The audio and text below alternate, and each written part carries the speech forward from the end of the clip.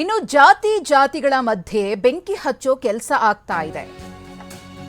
ಈ ಜಾತಿ ಗಣತಿ ವರದಿಯನ್ನ ಮುಂದಿಟ್ಕೊಂಡು ಜಾತಿಗಳ ನಡುವೆ ಬೆಂಕಿ ಹಚ್ಚುವಂತಹ ಕೆಲಸ ಆಗ್ತಾ ಇದೆ.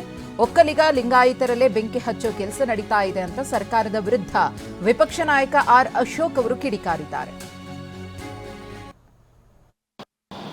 ನನಗನ್ಸುತ್ತೆ ಈ 150 ಕೋಟಿ ಕೊಟ್ಟಿದ್ದೀನಿ, 150 ಕೋಟಿ ಅದೇ ಬೋಗಸ್ ಅನ್ಸುತ್ತೆ. ಈಗ ಎಲ್ಲರೂ ಏನು ಹೇಳ್ತಾ ಇದ್ದಾರೆ, ಶಾಮನೂರು ಶಿವಶಂಕರಪ್ಪನವರು, ನಮ್ಮ ಎಲ್ಲ ಸ್ವಾಮೀಜಿಗಳು ಏನು ಹೇಳ್ತಾ ಇದ್ದಾರೆ ಅಂತಾರೆ, ನಮ್ಮ ಮನೆಗಳಿಗೆ ಬಂದಿಲ್ಲ ಅಂತ ಹೇಳ್ತಾರೆ. ಎಲ್ಲರೂ ಹೇಳ್ತಾ ಇದ್ದಾರೆ. ಹಂಗಾರೆ 150 ಕೋಟಿ ತಿಂದೋರು ಯಾರು? 150 ಕೋಟಿ ಹಣನ ತಿಂದೋರು ಯಾರು? ಅದು ಹೆಂಗೆ ಖರ್ಚು ಮಾಡಿದ್ರು ಅನ್ನೋದನ್ನು ತನಿಖೆ ಆಗಬೇಕೀಗ. ಆ 150 ಕೋಟಿ ಖರ್ಚಾಗಿದೆ ಅಂತ ಸಿದ್ದರಾಮಯ್ಯನವರು ಹೇಳ್ತಾರಲ್ಲ, ಯಾರು ಜೋಬ್ಗೆ ಹೋಯ್ತಿದ್ದು? ನಿಮ್ಮ ಜೊತೆ ಕೆಲಸ ಮಾಡಿದ್ದು ಬಹಳ ಖುಷಿ ಆಯಿತು.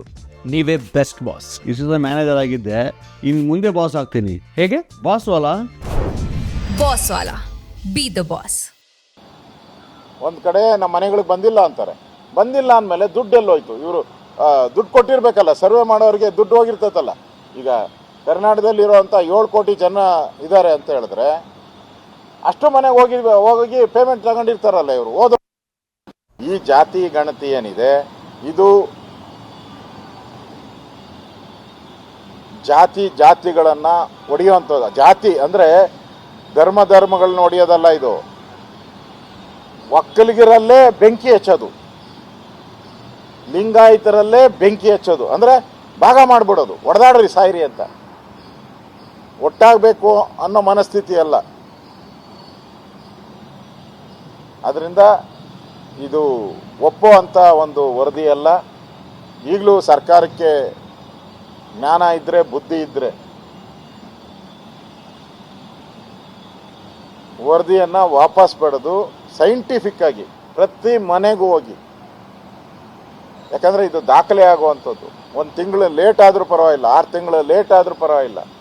ಪ್ರತಿ ಮನೆಗೂ ಹೋಗಿ ಡೇಟಾಸ್ ತಗೊಂಡು ವರದಿ ಕೊಟ್ಟರೆ ಅದು ನಿಜವಾದಂಥ ವರದಿ.